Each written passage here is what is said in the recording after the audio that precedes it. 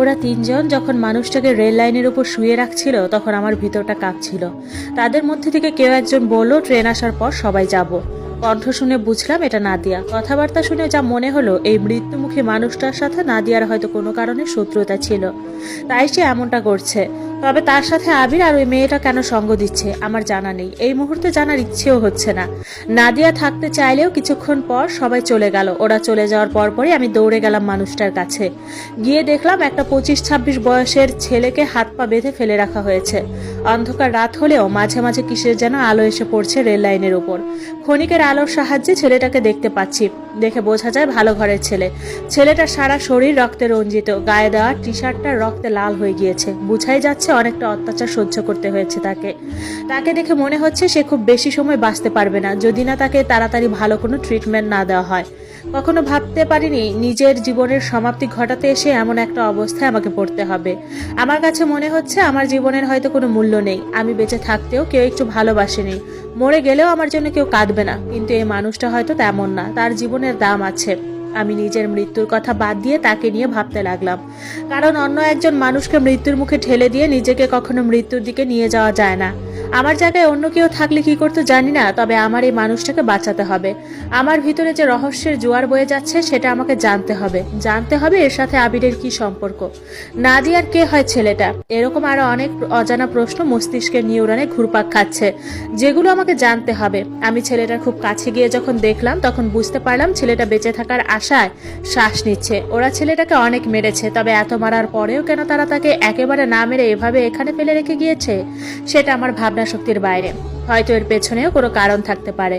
আমার কাছে তেমন কোনো টাকা পয়সাও ছিল না যে তাকে নিয়ে কোনো হাসপাতালের দিকে যাব, তবে এই মুহূর্তে তার জন্য ভালো চিকিৎসা দরকার, না হলে খারাপ কিছু হওয়ার সম্ভাবনাই বেশি। আমি ছেলেটার কাছে গিয়ে তার হাত পায়ের বাঁধন খুলে দিলাম। তখনও ছেলেটা একটা ঘোরের মধ্যে। সে বুঝতে পারছে আমি তার হাত পায়ের বাঁধন খুলে দিচ্ছি, কিন্তু কোনো কিছু বলতে পারছে না। এতটা খারাপ ভাবে কেউ কাউকে মারতে পারে আমার জানা ছিল না। আমি তাকে ধরে রেল লাইন থেকে সরে নিচে যাওয়ার কিছু সময় পরে বন্দুকের গুলি বেগে একটা ট্রেনে আমাদের পাশ কাটিয়ে চলে গেল। অথচ কিছুক্ষণ আগেও আমি জানতাম এই ট্রেনের নিচেই আমার জীবনের ইতি ঘটবে, কিন্তু তেমন কিছুই হয়নি। হয়তো সৃষ্টিকর্তা চাননি আমার এভাবে মৃত্যু হোক, তাই এখনো আমি পৃথিবীর বুকে বেঁচে আছি। অনেক কষ্টে ছেলেটাকে নিয়ে পাশের একটা বাড়িতে গেলাম। আমি রেল লাইনের পাশেই গ্রাম, তাই বাড়ি খুঁজে পেতে কোনো সমস্যা হলো না, কারণ এই মুহূর্তে হাসপাতালে যাওয়া সম্ভব না। এত রাতে কেউ জেগে নেই, কি বলে ডাক দিব সেটাও বুঝতে পারছিলাম না। সবশেষে যখন বললাম বাড়িতে কেউ আছেন, আমার একটু সাহায্য দরকার, আমার কথা শুনে 70 বছরের বয়স্ক একজন মানুষ দরজা খুলে দিল। আমার কাঁধে রক্তাক্ত ছেলেটাকে দেখে তিনি এগিয়ে আসলেন আর বললেন, কি হয়েছে, এত রাতে আপনারা কারা? আপনাদের তো ঠিক চিনলাম না। আমি লোকটাকে সব খুলে বললাম, তবে মনে হলো না সে আমার সব কথা বিশ্বাস করেছে। আমি যখন তাকে বললাম ওর চিকিৎসা করা দরকার, না হলে বাঁচবে না, আপনি সাহায্য না করলে সেটা সম্ভব না। কথাগুলো বলার পরেই দেখলাম আর একজন বয়স্ক মহিলা দরজার সামনে দাঁড়িয়ে আছে। বুঝলাম আমাদের কথা বলার আওয়াজ শুনেই সে সজাগ পেয়েছে। আমার সব কথা শোনার পরে তারা আমার সাথে থাকা ছেলেটাকে নিয়ে একটা রুমের মধ্যে নরম বিছানায় শুইয়ে দিল। তার কথা শুনে বুঝলাম সে কবিরাজ টাইপের কোনো কিছু হবে। তার কাছে কিছু ওষুধ ছিল, সে সেগুলো দিয়ে ছেলেটাকে সুস্থ করে তোলার চেষ্টা করলো। আমার সারা রাত নির্ঘুম কাটলো। ভোর রাতের দিকে একটু ঘুমানোর সুযোগ পেলাম, কিন্তু সেটাও বেশি সময়ের জন্য না।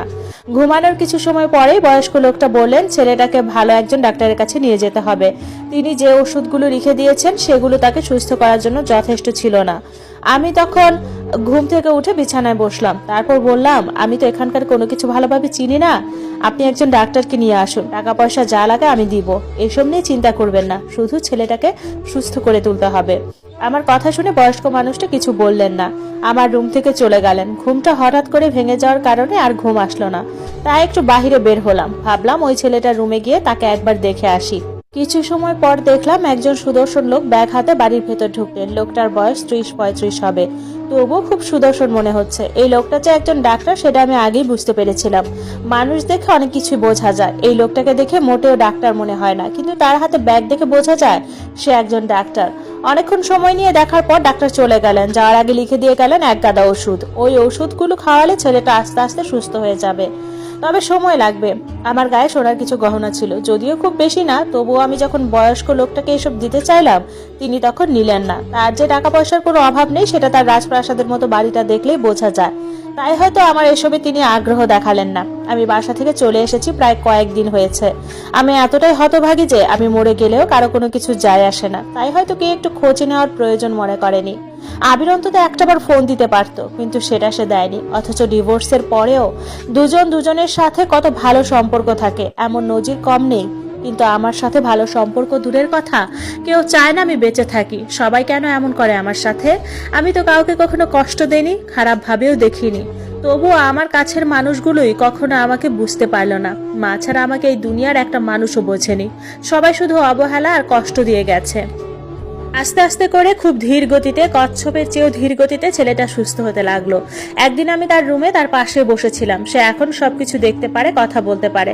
তবে আমাকে দেখে সে একটি কথাও বলেনি। এমন করার কারণও আমার অজানা। তবে আমাকে তার পাশে দেখে যে খুশি হয়েছে সেটা আমি বুঝতে পারি। সেও হয়তো বুঝতে পেরেছে আমার কারণেই সে আজ বেঁচে আছে। ছেলেটার নামটা পর্যন্ত আমি জানি না, অথচ কত কি হয়ে গেল। ছেলেটার প্যান্টের পকেটে একটা ফোন ছিল। ছেলেটা তখন ঘুমিয়েছিল, তাই আমি আগ্রহের বশে ফোনটা হাতে নিয়ে দেখতে লাগলাম। জানতে চেষ্টা করলাম ছেলেটার সম্পর্কে, তবে পাওয়ার মতো তেমন কিছুই পেলাম না। শুধু তার ফোনে আমার বোন নাদিয়ার কিছু নোট দেখলাম। সবচেয়ে অবাক হলাম নাদিয়ার সাথে একটা ছেলেকে দেখে। সে ছেলেটার খুব কাছে গিয়ে অন্তরঙ্গ ভাবে ছবিটা তুলেছে। তাহলে কি এই ফোনটা অন্য কারো, নাকি এই ছেলেটারই? এই ছেলেটার সাথে নাদিয়ার কি সম্পর্ক?